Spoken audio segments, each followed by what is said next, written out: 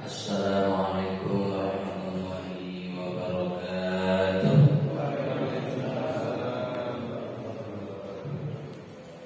Innal hamdalillah nahmaduhu wa nasta'inuhu wa nastaghfiruh wa na'udzu billahi min shururi anfusina wa min sayyiati a'malina. May yahdihillahu fala mudilla lahu wa may yudlil fala hadiya lahu. Asyhadu an la ilaha illallah wa la syarika lahu wa asyhadu anna Muhammadan 'abduhu wa rasuluh la nabiyya ba'dahu. Amma ba'd. Alhamdulillah, bersyukur pada Allah Ta'ala pada hari ini kita berjumpa kembali. Semoga yang hadir kita semua dan keluarga kita, tetangga kita, saudara kita tetap sehat walafiat, jauh dari wabah dan musibah, tetap istiqomah. Mudah-mudahan semuanya bahagia di dunia wal akhirah. Amin. Salawat dan salam semoga terlimpah kepada Rasulullah Muhammad sallallahu alaihi wasallam yang telah sempurna mengajarkan Islam dan mengajarkan akidah, mengajarkan akhlak, baik melalui ayat-ayat Al-Quran, melalui perkataan maupun keteladanan.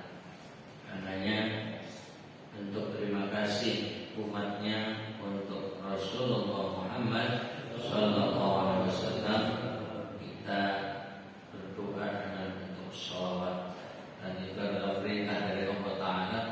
Ya ayyuhalladzina amanu shallu alaihi wasallimu taslima. Wahai orang-orang beriman, berilah shalawat dan salam untuknya. Jamaah rahimakumullah, terakhir kita membaca surat Al-Alaq ayat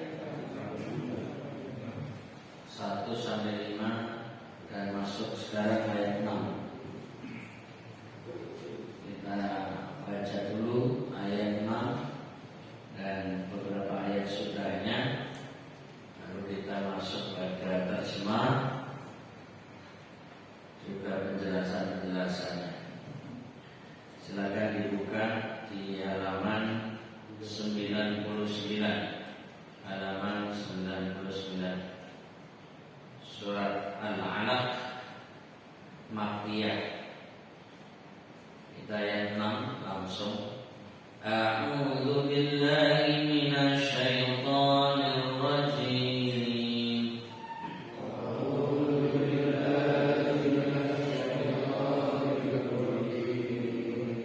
Kalla innal insana layatgha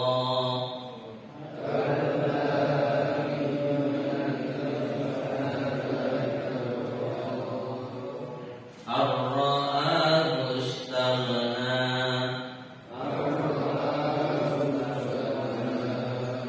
inna ila rabbika ar-ruj'an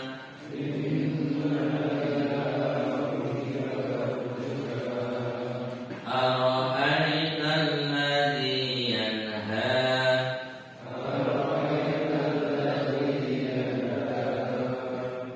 abdan idza shalla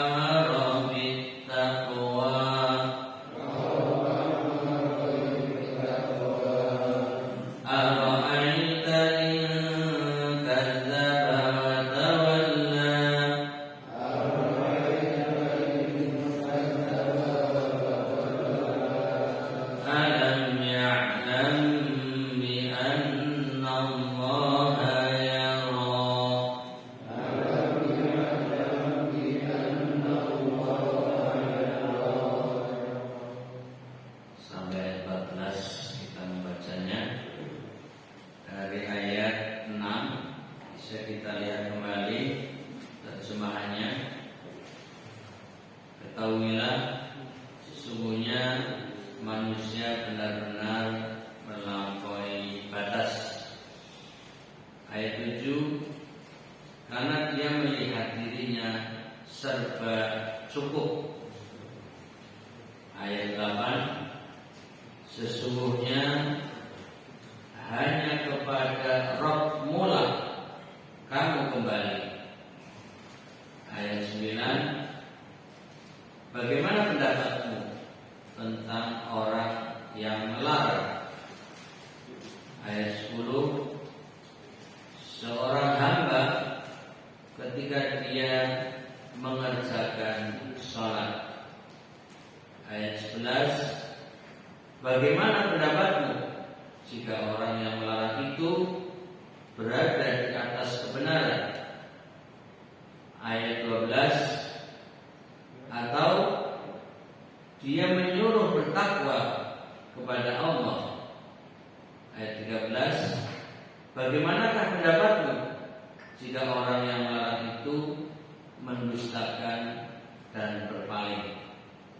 Ayat 14, tidakkah dia mengetahui bahwa sesungguhnya Allah melihat segala perbuatannya? Kita berhenti di sini dulu. Kalau dilihat dari akhiran setiap ayat, memang dari ayat 6 sampai ayat 14 itu alif layyinah, belakangnya alif layyinah. Sementara yang sebelumnya ada ayat 1 sampai ayat 2 berakhiran qaf, ayat 3 sampai ayat 5 berakhiran huruf mim. Jadi puitis setiap akhir kata.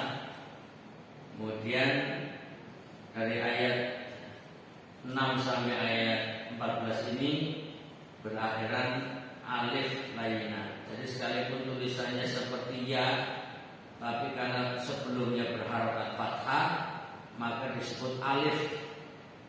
Lalu istilahnya layyinah, lentur, lembut.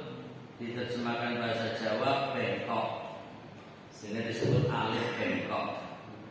Itu untuk melihat sisi keindahan redaksi per ayat.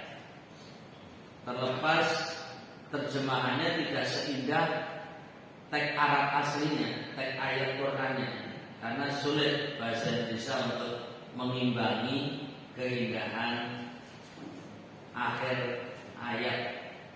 Karena itu yang penting maknanya bisa dipahami.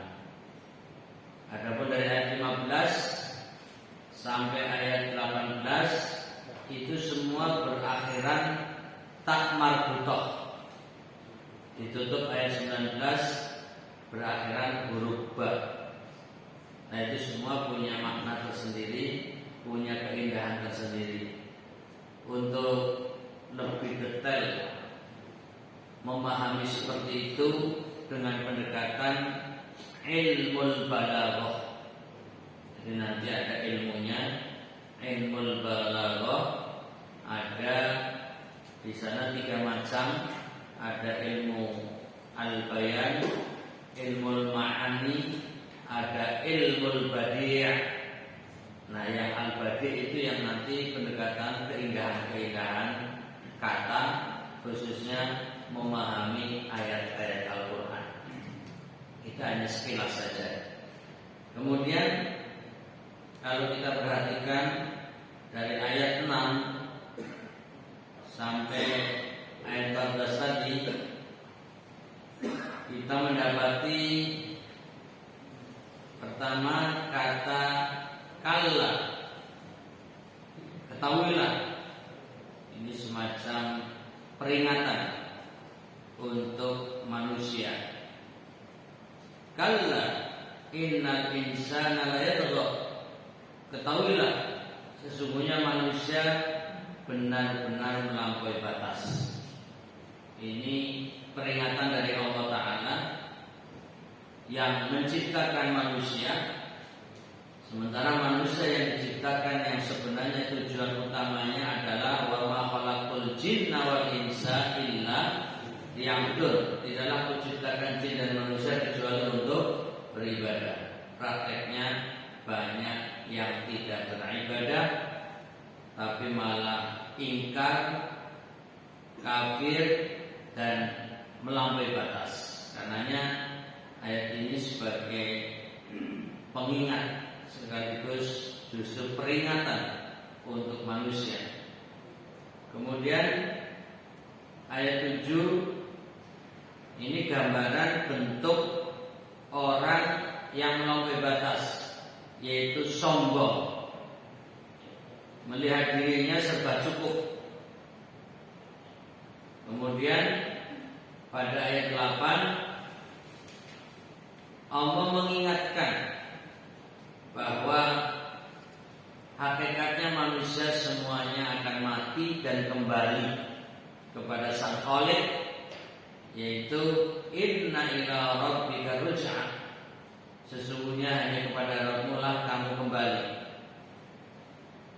Tapi yang diajak bicara khitabnya yaitu Nabi Muhammad SAW, ibarat kata sebagai perwakilan manusia, bahwa engkau, kamu, ya, ini tentu ditujukan kepada Nabi Muhammad SAW, tapi untuk semua manusia yang diajak bicara.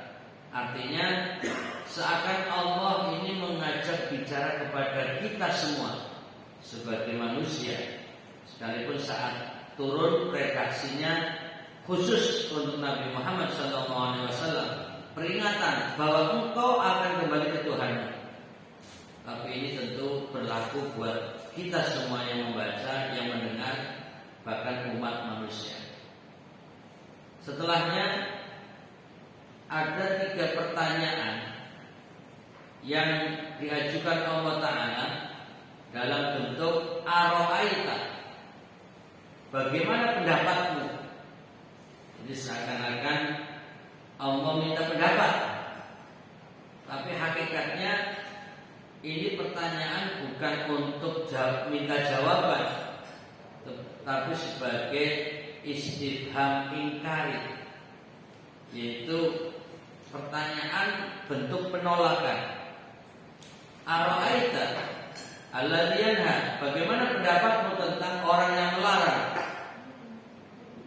Pada ayat 11, ara'aita in kana 'alal huda, bagaimana pendapatmu jika orang yang melarang itu berada di atas kebenaran? Pada ayat 13, ara'aita in kadzdzaba wa tawalla, bagaimanakah pendapatmu jika orang yang melarang itu mendustakan dan berpaling?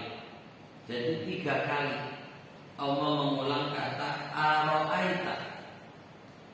Tentu kalimat ini diturunkan kepada Nabi Muhammad SAW, tapi sekali lagi bukan hanya untuk Nabi Muhammad SAW, tapi bahkan untuk orang yang mendengar, orang yang membaca. Nabi hanya dijadikan media komunikasi sebagai alat untuk mempermudah dialog. Tentu di sini seperti ajakan untuk berpikir, karena kata ro'a, sebagaimana yang sering kita dengar di dalam ayat lain, ara'aital ladzi yukadzibu biddin. Jadi ada beberapa ayat lain yang juga menggunakan kata ara'aita, apakah pendapatmu? Ini untuk menggambarkan bahasa dialogis, bahasa komunikatif antara Sang Khaliq dengan hambanya, sehingga seakan tidak ada jarak antara Allah Ta'ala dengan makhluknya dalam arti komunikasi. Makanya di sini dengan bahasa-bahasa seperti dialog, seperti ngobrol. Bagaimana pendapatmu tentang orang yang melarang? Lalu Allah menjelaskan, abdan idza shalla, seorang hamba ketika dia mengerjakan sholat. Sekalipun nanti kita baca kata abdan, maksudnya adalah Nabi Muhammad SAW. Jadi unik, yang diajak bicara adalah Nabi, tapi yang menjadi objek pembicaraan Nabi itu sendiri. Tapi yang ditujukan sebagai teguran, peringatan kepada orang-orang Quraisy yang menghalang-halangi Nabi Muhammad SAW ketika sholat.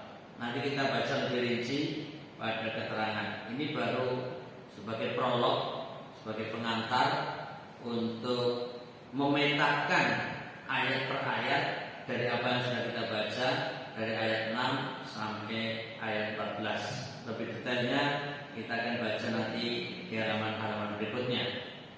Kemudian pada ayat 11 tadi sebagai pertanyaan kedua, ara'aita, bagaimana pendapatmu in kana 'alal huda, jika orang yang melarang itu berada di atas kebenaran. Lalu di ayat 12 sebagai tambahan atau amaro bittaqwa, menyuruh bertakwa kepada Allah. Lagi-lagi yang diajak bicara adalah Nabi Muhammad SAW. Padahal yang menjadi objek pembicaraan beliau itu sendiri, Nabi Muhammad SAW. Tapi ini untuk mengingatkan kepada mereka yang membenci Rasulullah Muhammad SAW. Pada ayat 13 mengulang kembali ketiga kalinya, ara'aita, bagaimanakah pendapatmu in kadzdzaba wa tawalla, jika orang yang melarang itu mendustakan dan berpaling. Perhatikan, kalau ayat ini juga mengingatkan, yaitu orang yang berdusta atau mendustakan. Ada dusta, ada mendustakan. Kalau dusta, dia sendiri bohong kepada pihak lain. Kalau kadzdzaba, jadi kalau dusta itu kadzdzaba wa huwa kadzibun, dia berbohong. Tapi kalau kadzdzaba, ini tidak percaya, mendustakan apa yang dia dengar, apa yang dia lihat. Ini sebenarnya menunjukkan kekafiran, keingkaran. Kadzdzaba, dan bukan saja mendustakan, bukan saja mengingkari dan menolak, wa tawalla, yaitu berpaling, menjauh. Inilah gambaran orang yang hatinya tertutup, sudah kafir, tidak mau mendengar, menolak, mendustakan, dan pergi. Nah, itu nanti kita baca lebih lanjut siapa dia, bagaimana gambarannya. Kemudian pada ayat 14 untuk kesempatan kali ini kita baca, alam ya'lam bi annallaha yara. Tidakkah dia mengetahui bahwa sesungguhnya Allah melihat segala perbuatannya. Jadi pada ayat 14 ini sebagai penegasan kepada mereka bahwa Allah Maha melihat. Tapi uniknya pakai bahasa pertanyaan juga. Lam ya'lam. Jadi apakah lam ya'lam, Allah tidak tahu. Tapi kemudian diterjemahkan, tidakkah dia mengetahui. Sekali lagi pertanyaan, tapi sebagai bentuk penegasan. Kalau tadi ara'aita, pertanyaan sebagai pengingkaran. Jadi sama-sama bertanya, tapi ada beda fungsi. Yang satu sebagai bentuk pengingkaran. Kalau pada yang terakhir alam ya'lam, ini sebagai penegasan. Tidakkah dia mengetahui bahwa bi annallaha yara, sesungguhnya Allah melihat segala perbuatannya. Untuk ayat-ayat berikutnya 15 sampai terakhir nanti bisa kita baca bila mana waktunya mencukupi. Silakan untuk membuka pada halaman 104. Silakan. Kalla innal insana layatgha ar-ra'ahu istaghna. Ketahuilah sesungguhnya manusia benar-benar melampaui batas karena dia melihat dirinya serba cukup. Surat Al-Alaq ayat 6 sampai ayat 7. Penjelasan harta sebagaimana yang kita saksikan merupakan penyebab utama timbulnya sikap kelewat batas pada perseorangan maupun pada golongan. Nah, ini sebagai penjelas singkat bahwa harta ini bisa mendatangkan kebaikan, tapi bisa juga menjadi penyebab keburukan. Ketika harta digunakan dengan baik sebagaimana mestinya, maka akan mendatangkan manfaat, akan mendatangkan kebaikan dan keberkahan bagi pemilik harta, baik yang mendapatkan harta melimpah maupun harta yang pas-pasan cukup. Itu semua akan memberi kebaikan. Atau bahkan harta yang mungkin tanda kutip kurang bagi sebagian orang, kalau pendistribusiannya, pemanfaatannya diletakkan pada tempatnya, maka akan mendatangkan kebaikan. Tapi sebaliknya, harta bisa menjadi penyebab timbulnya sikap toghut, yakni toghut. Ada gambaran sebagai orang yang melampaui batas, zalim. Kalau bahasa sekarang itu dalam dunia politik, para oligarki. Mereka orang-orang yang berharta lalu menguasai penguasa, mengendalikan baik secara politik maupun secara ekonomi. Jadi ayat ini turun di hadapan mereka orang-orang Quraisy yang berharta. Mereka orang yang tidak mau menerima kebenaran dan merasa sombong dengan harta yang dimilikinya, sehingga menolak apa yang Nabi Muhammad SAW sampaikan. Nah, ini untuk dijadikan bahan rekomendasi atau rujukan bila kapanpun akan terjadi pengulangan yang sama.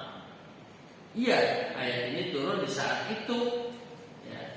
Orang-orang yang merasa kaya dan menolak Abu Jahal, Abu Lahab, bahkan saat itu sebelum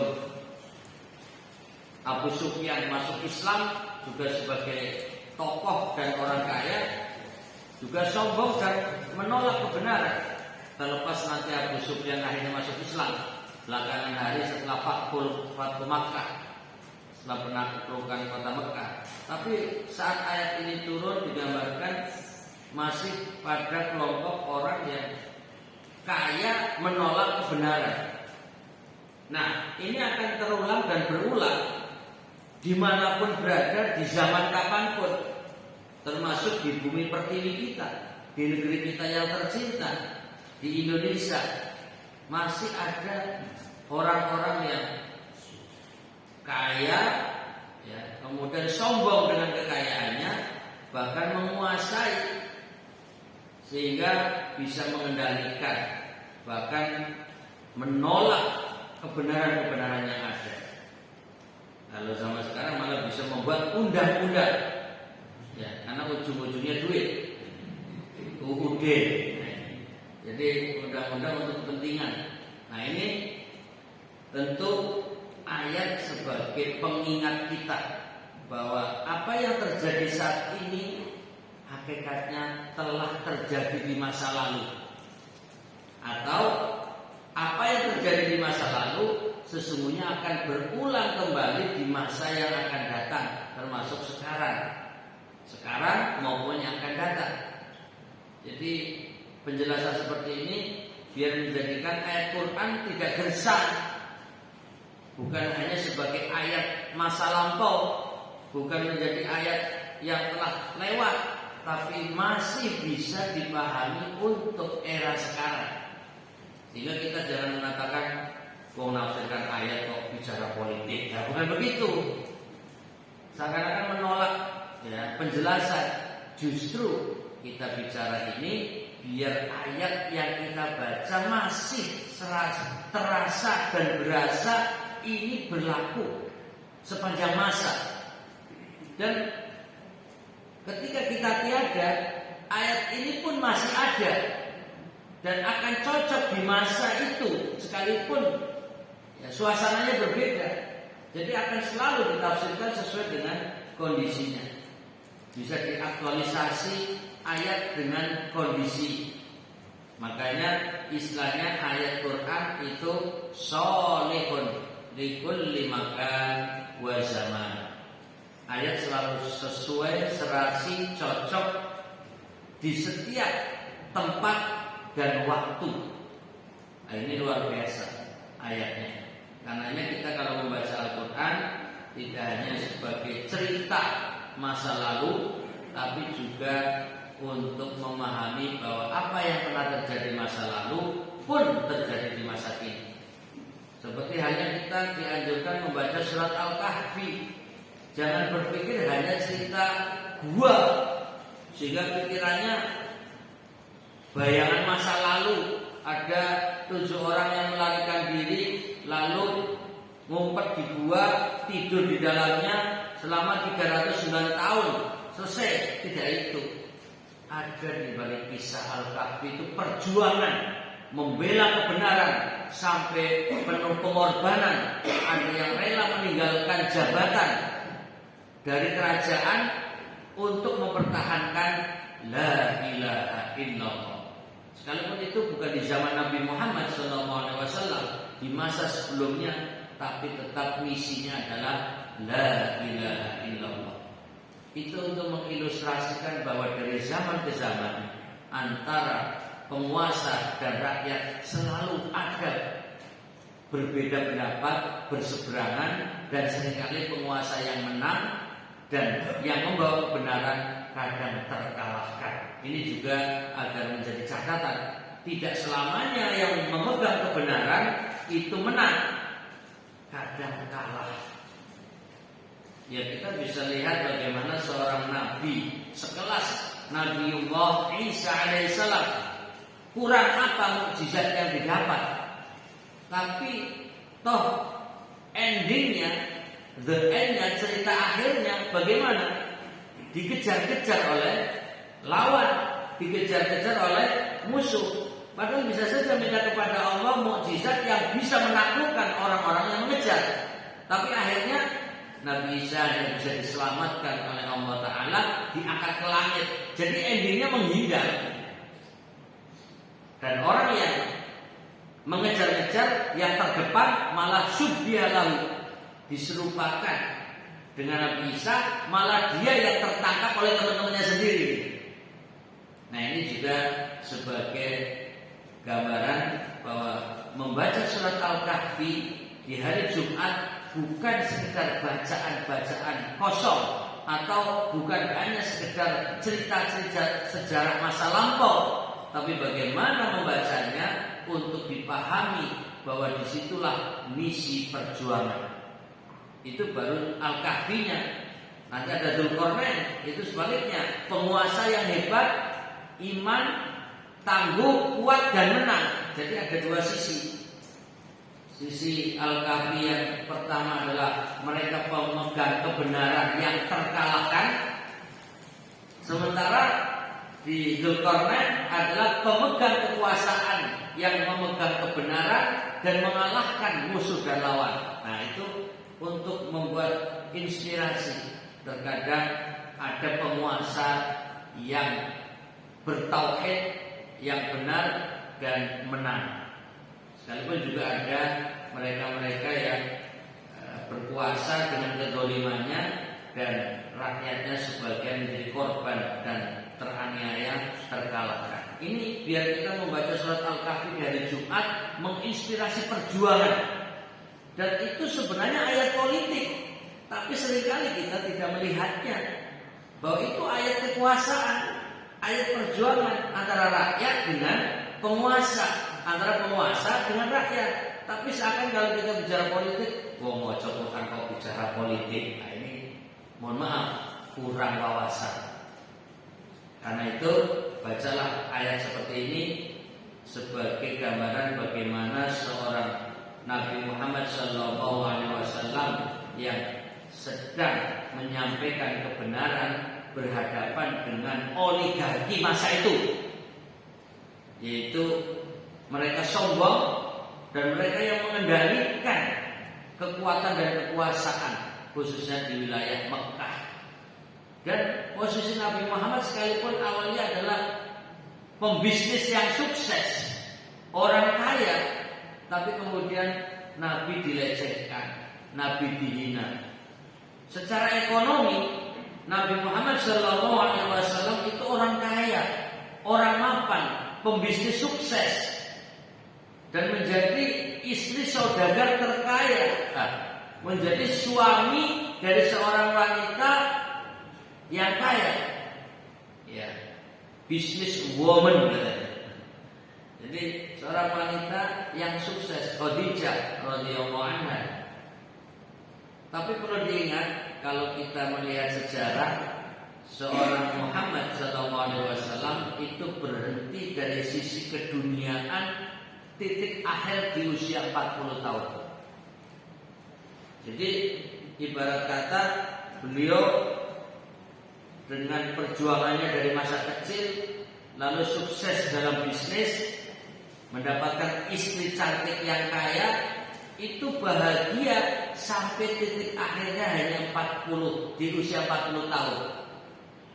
Selanjutnya hidupnya penuh perjuangan dan tantangan.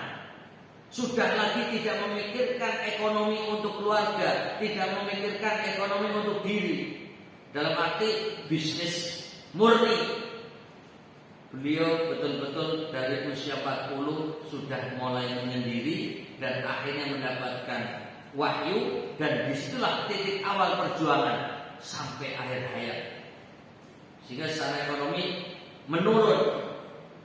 Itu kalau kita mau lihat sejarah Nabi. Pertanyaannya, ini untuk menggugah yang ngantuk, kira-kira ada nggak di antara kita yang pengen hidupnya nyunah Nabi gitu?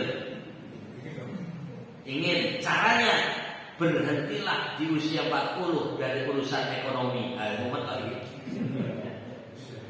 Nyunahnya Nabi berhenti di usia 40.